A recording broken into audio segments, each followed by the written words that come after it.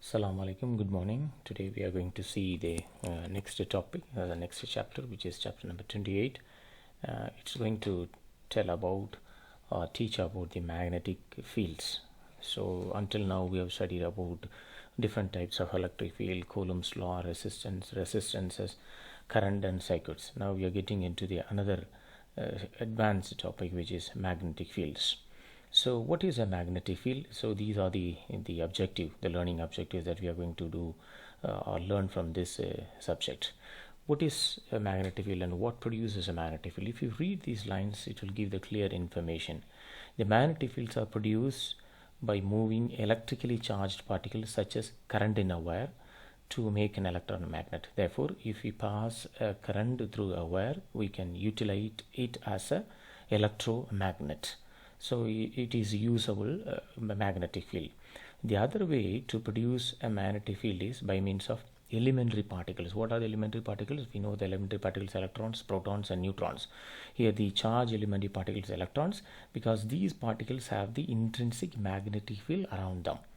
The magnetic fields of electrons in certain materials add together to give the net electric field around the material. Therefore, such addition, when we add all these magnetic fields from each magnet, will produce a permanent magnet. On the other hand, in some other material, the magnetic field of the electrons cancel out, therefore giving no net electric magnetic fields around the material. So they cancel each other one by one. Therefore, when we calculate the net magnetic field around them, we don't find anything. How to calculate the magnetic field, or what is the definition of a magnetic field? We can define a magnetic field B to be a vector quantity that exists when it exerts or gives a force Fb on a charge moving with a velocity v. In mathematical representation, the magnetic field B is equal to Fb, magnetic force, divided by charge exert due to a charge exerts to the charge so that it moves with an velocity v. Therefore, B is equal to Fb divided by Q multiplied by v. Q is a charge and V is a velocity produced and F is a force. It's a vector quantity, therefore it does have direction. Therefore, the vector equation of the magnetic force Fb is equal to QV cross B. If you write the scalar form, there are the magnitude of a magnetic field. Fb is equal to absolute value of QVB sine phi. QVB sine phi. Here phi is called the angle between the direction of V and the magnetic field B. So this is the right hand thumb rule. You know that when we use the right hand in the direction of the force, therefore the one figure will give the velocity, if the other figure gives the field, and the magnetic force will be in the opposite directions. So you can easily learn when you read these lines. These are the force B acting on the charged particle moving velocity B through the magnetic field always perpendicular to the V and B. That's a condition. The magnetic force will be always perpendicular to the applied perpendicular to the velocity and the magnetic field. Okay.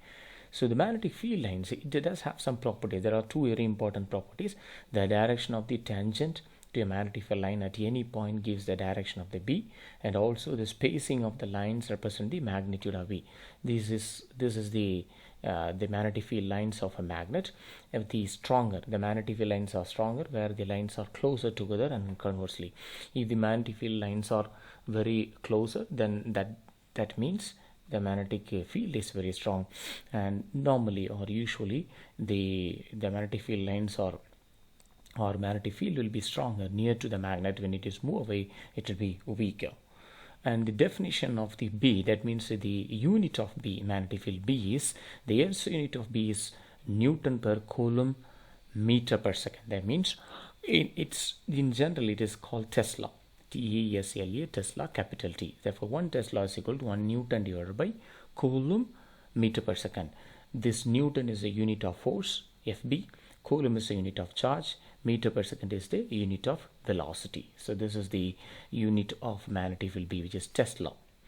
And here again we explain the magnetic field lines and the discovery of electron.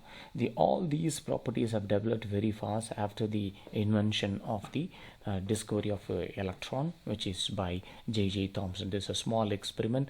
With the help of this experiment, he discovered the property of electron, or the electron have discovered.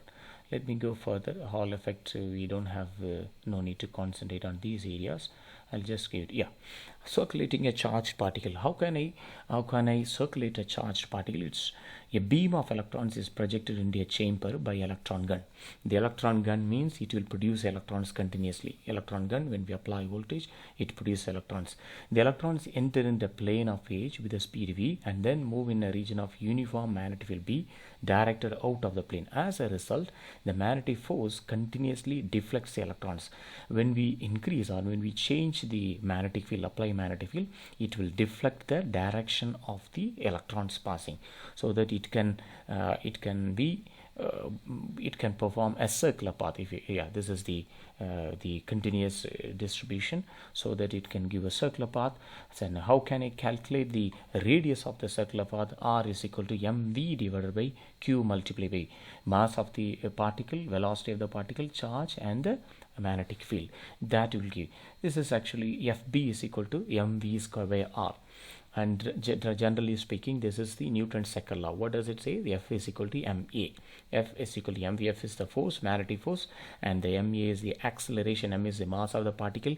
A is the acceleration. Here is the centripetal acceleration. The formula for the centripetal acceleration is v square divided by r. This one, v square divided centripetal acceleration, and ma. F is equal to mv. From that, R is equal to mv divided by q multiplied by. This is the circulating charged particle. And now let's go to the another important topic, which is the proton. This proton, and actually this cyclotron and synchrotrons are cyclotrons and synchrotrons are the devices which are used to accelerate the electrons. So if we want to accelerate electrons in different field, we can use these type of devices. These are devices, different devices. Now the magnetic field on a current carrying wire. Suppose if a current is passing through a wire, what is the magnetic field? How can I calculate it? A straight wire carrying a current I in a uniform magnetic field experiences sideway force, any one of the direction. Therefore, the force Fb is equal to IL cross B. I means current passing through the wire. L is the length of the wire, which is cross multiplied by the B, because it does have direction. It matters, direction matters. It's a vector quantity. L is the length of the vector, and which has a magnitude and directed along the segment. Therefore, if it is a crooked wire, a small portion, then it will be dFb is equal to IDL multiplied by B. DL and DB are the deflection in the small segment. It is clearly represented by the current carrying wire, and it is deflected in two different directions. Upward current one direction, and downward current will be in the other direction. So this is upward current, which will be on the right hand side. The downward current will be on the left hand side. This is explained more about the magnetic force on a current carrying wire. Fb is equal to IL cross B. Okay, and the torque. So how can I calculate the torque on a current loop? Torque tau is equal to NIAB into sine theta. This is the magnitude of the torque. Tau is equal to n number of loops, number of coils, current A, B, sine phi, where A is the area of each turn, number of turns in the coil. Okay, number of theta is the angle between the. So just learn the torque force on a magnetic wire. Let me go to the last topic. So that magnetic dipole moment. The magnetic dipole moment tau is equal to mu cross B, where mu is the magnetic dipole moment and B is the, which is given by mu is equal to NIA. The magnetic dipole moment mu is equal to n number of turns. I is the current, A is the area, and B is the magnetic field on the wire. So this is explained again another second set of slides. So these are the topics we have studied. I just give some summary. The magnetic field formula is given, and the charge particle circulating on a magnetic field is also given. From that we can easily calculate the radius of the wire, and the radius of the circular path, and the magnetic force on a current carrying wire, which is torque. All these are explained. Based on this simple idea, we are going to solve 3 different questions. These are the revised question list 6, 18 and 63. The first question is 6. A wire 2.30 meter long, carries a current of 13 ampere current, and makes an angle of 35 degree with a uniform magnetic field of magnitude B is equal to 1.50 Tesla. Calculate the magnetic force on the wire. They ask us to find the magnetic force. Directly we know the formula FB is equal to IV cross B. V cross B. This is the vector form. The scalar form is IVB sin theta. So apply that formula, that we will get the details. So the length of the wire is given, L is equal to 2.30 meter. The current flowing through the wire also given. The angle is also given. Therefore, the magnitude of the magnetic field also given. These informations are given in the question. Therefore, the magnetic force on a wire FB is equal to IL cross B. If you want to write the magnitude of magnetic force, absolute value of FB is equal to ILB into sin theta. Substitute all the values, we will get 25.725 Newton. Newton is a unit of magnetic force. It's a very simple and direct question. The second question is question number 18, page 743, which is an electron is accelerated from rest by a potential difference of 380 volt. Potential difference, we know that potential difference means it is nothing but it is the voltage. It then enters a uniform magnetic field of magnitude 200 millitesla with its velocity perpendicular to the field. Calculate the speed of the electron, the radius of its path in the magnetic field. Now, speed, we have to calculate the speed, and also we have to calculate the radius of the circular path. Okay. Now, the electron accelerated using a potential difference. Therefore, the potential energy is equal to the kinetic energy of the ion. So potential energy is EV. You know that the potential energy EV is equal to EV of an electron is equal to kinetic energy of the ion, half mv square. In this V means voltage, E is a charge. Here this small v means that's the speed of the electron. So when we rearrange it, cross multiply everything, we'll get a final value. V is equal to square root of 2 EV by m. Substitute all the values. Some of the constant will be given for you. For 2 multiplied by electron, charge of the electron, 1.60 times 10 power minus 19 coulomb. V is the applied voltage and m is the mass of the electron. And when we take the square root of it, we'll get velocity is equal to 1.10 times 10 power 7 meter per second. And the second one is find the radius of its path. How to calculate the radius of its path?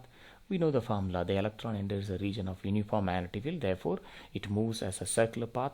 Therefore, R is equal to mv divided by EB. And now substitute the value. Mass of the electron, V is a velocity. We have already calculated.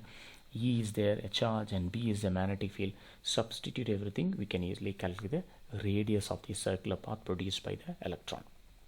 Okay, the last question is question number 63, which is an electron has an instantaneous velocity. The velocity is given in terms of the vector form or unit vector form ijk, and is moving through a uniform magnetic field B. B is equal to, again it is given in a vector form ijk form. Find the force on the electron due to the magnetic field and repeat your calculation for a proton. Initially it is electron, and now they are saying instead of electron you change the calculation by using proton. Only difference is the first part is very easy. The second part will be just to change the charge of the proton. That's all. So how to calculate it? Here it is very clearly given. VE, the velocity of the electron is given, and the B means the magnetic field is also given. The formula is Fe. That means the force of electron is equal to Q into V cross B. Q multiplied by V cross V. Q, the charge of the electron, minus 1.60 times 10 power minus 19. V is given minus 5 I cap plus 3 j cap, and B will be minus 0.03 I cap minus 0.15 j cap into all multiply 10 power 6, because we have a 10 power 6 term is available here. And now multiply with this minus value inside. With this minus value inside, you get minus minus plus 5i and minus plus into minus of minus 3j, cross multiplication of 0.03 I cap minus 0.15 j cap. Now multiply. When you do the cross multiplication, we have to do the I with j and j with I, just opposite multiplication, or you can do by vector multiplication. We have already, you might have studied in chapter number 3, scalars and vectors and scalar in physics 1. Please review the topic. Cross multiplication, either you can do multiply with the I with the j, I multiply by j, or write the cross matrix multiplication and do the multiplication. Here it is done very simply. I phi I multiply by minus of 0.15j will get 0.75, and then this j with I, minus and minus, again minus of 0.09 k. So when we have only I and j, do the cross multiplication, we'll get the k term. If you have a doubt, just simply take a piece of paper and do the vector multiplication, you'll get the same answer. Then minus 0.75 minus 0.09, you'll get minus 0.84, and here the point is missing. And then when we multiply, yeah, you get the final answer, minus 1.344 times 10 power minus 17 k cap Newton. These are multiplication, simple multiplication.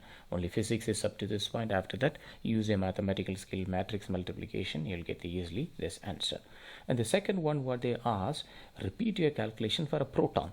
Now force magnitude for a proton, just change the value of the q is equal to 1.60. what will you get? You'll get a different sign, that's all. So the final answer, you do the same calculation, you get the force magnitude of proton is equal to 1.344 multiplied by 10 power minus 17 k cap Newton, not kilo Newton, it is actually k cap into Newton. So that's all. So we finished this chapter also. Please study well, and that definitely will be helpful for you. Good luck.